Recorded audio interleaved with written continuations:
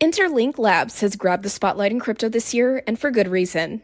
In mid-June 2025, the team released an updated white paper that fundamentally reshaped how the project's economy works. Today, we're going to unpack how the system works and what it means for the future of InterLink. At the heart of the design are two tokens, ITL and ITLG.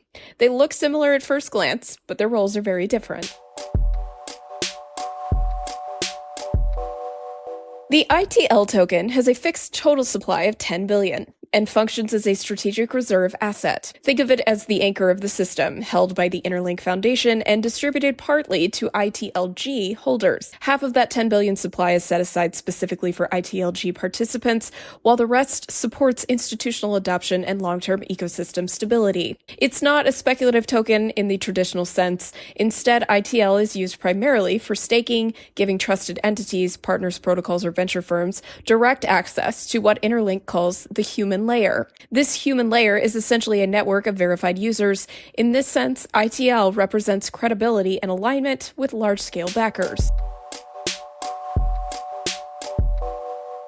The second token, ITLG, plays a very different role. With a total supply of 100 billion, it represents the active participation of real people in the network. 80% of that supply is dedicated to human node miners, the verified users who contribute by undergoing verification, bringing in referrals, and engaging with the network. The remaining 20% funds incentives. Unlike ITL, which is more about stability and institutional support, ITLG is where the action happens. It powers governance through DAO voting, gives holders early access to launchpads, and serves as currency for the network's mini-app ecosystem. Whether it's games, services, or new projects launching on InterLink, ITLG is the token that flows through those activities. Importantly, InterLink has made clear that ITLG cannot be converted into other assets like ITL, but holding ITLG can still earn rewards alongside it.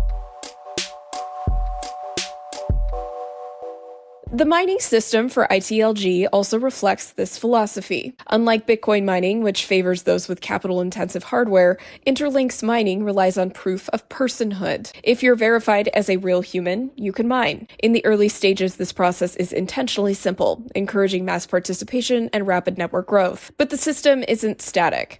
The white paper outlines a dynamic reward mechanism that balances the need of early adopters with newer users. That means while early miners are rewarded for helping bootstrap the network, latecomers are not shut out. Anti-bot protections through InterLink ID verification ensure that only genuine participants can mine, adding a layer of fairness. To prevent inflation or oversupply, InterLink has introduced token locking investing schedules. A portion of mined tokens is locked, reducing immediate sell pressure and ensuring that supply doesn't overwhelm demand. The idea is to maintain long-term sustainability while still allowing participants, big or small, to benefit from their activity.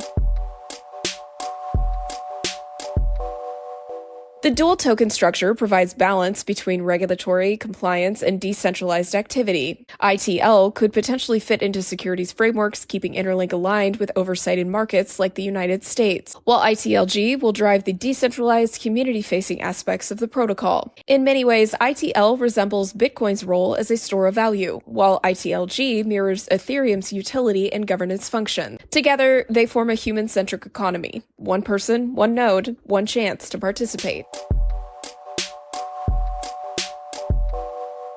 Beyond the economics, InterLink's model is clearly designed with real-world applications in mind. According to the World Bank, more than 1.4 billion adults remain unbanked globally.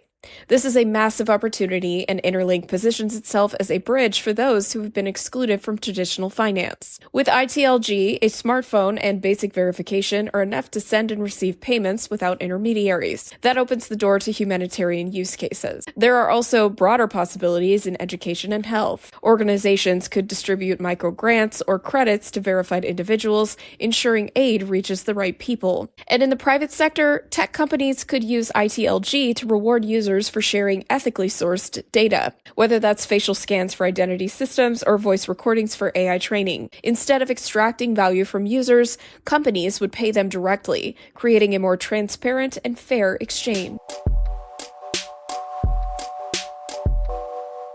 InterLink's white paper doesn't shy away from ambition.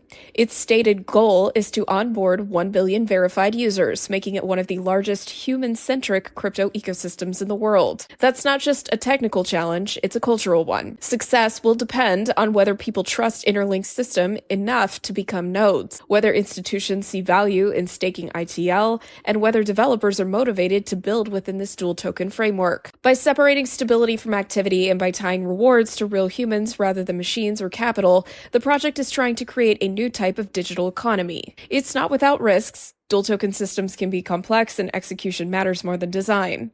But if InterLink can deliver, it may push the boundaries of what tokenomics can achieve.